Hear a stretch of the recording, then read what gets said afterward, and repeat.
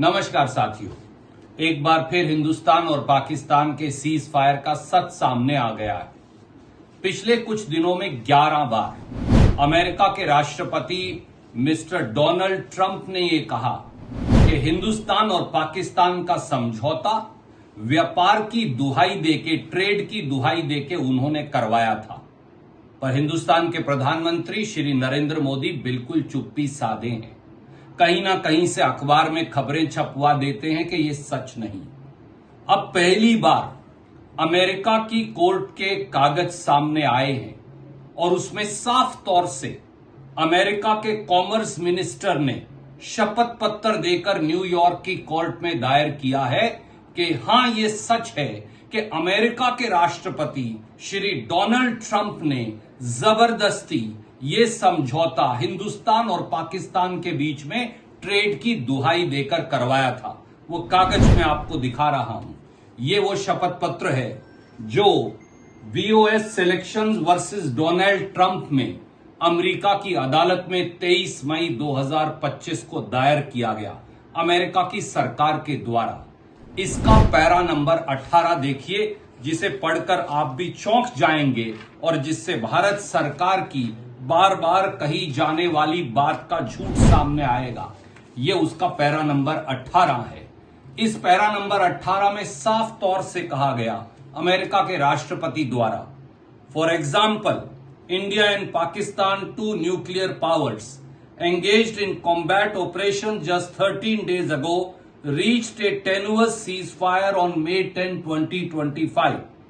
This ceasefire was only achieved after President Trump interceded and offered both nations trading access with United States to avert a full-scale war.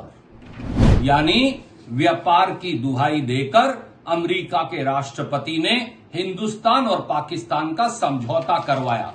इस शपथ पत्र पर America के commerce minister के 23 मई 2025 के दस्तखत आप इस कागज पर देख सकते हैं।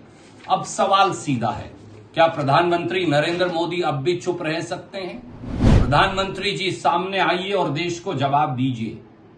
नंबर 1 सवाल, अमेरिका कौन होता है जबरदस्ती या दबाव डालकर या ट्रेड या व्यापार की दुहाई देकर हिंदुस्तान और पाकिस्तान के बीच सीज फायर एग्रीमेंट यानी युद्ध विराम का समझौता करवाने वाला? नंबर 2, क्या व्यापार अब देश से बड़ा हो गया है? क्या व्यापार राष्ट्रभक्ति से बड़ा हो गया है? नंबर 3, इस सीज फायर एग्रीमेंट की युद्ध विराम समझौते की शर्तें क्या हैं? वो देश को और देशवासियों को और देश की संसद को क्यों नहीं बताई जा रही?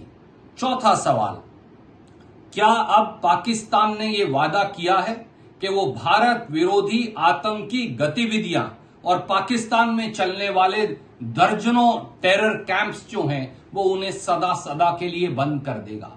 पांचवा सवाल, मोदी जी ये भी बताइए कि अब जो पाकिस्तान में कुख्यात उग्रवादी संगठन चल रहे हैं, जिसमें जैश-ए मोहम्मद है, लश्कर-ए तोयबा है, JUM है, JNK लिबरेशन फ्रंट है और न जाने कितने उग्रवादी संगठन हैं, 100 के करीब, जो भारत के खिलाफ उग्रवाद फैलाते हैं, क्या अब वो सारे उग्रवादी संगठनों पर वो ताला लगाएगा पाकिस्तान?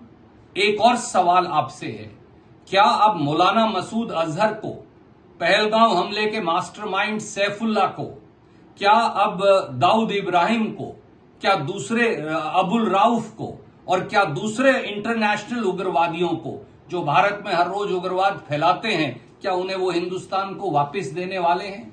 और आखिरी सवाल, मोदी जी ये भी बता दीजिए कि पहलगांव हमले के उग्रवादी हैं कहां? क्या पाकिस्तान अब उन उग्रवादियों को हमें वापस देगा? और उसके मास्टरमाइंड जो जैश-ए मोहम्मद का कमांडर भी है सैफुल्लाह, जो 2 दिन पहले लाहौर के अंदर भारत विरोधी रैली में देखा गया, क्या उसे वापस देंगे? हर राष्ट्रभक्त को, हर देशवासी को ये सवालों का जवाब चाहिए। उम्मीद है प्रधानमंत्री जी इसका जवाब देंगे। जय हिंद, धन्यवाद।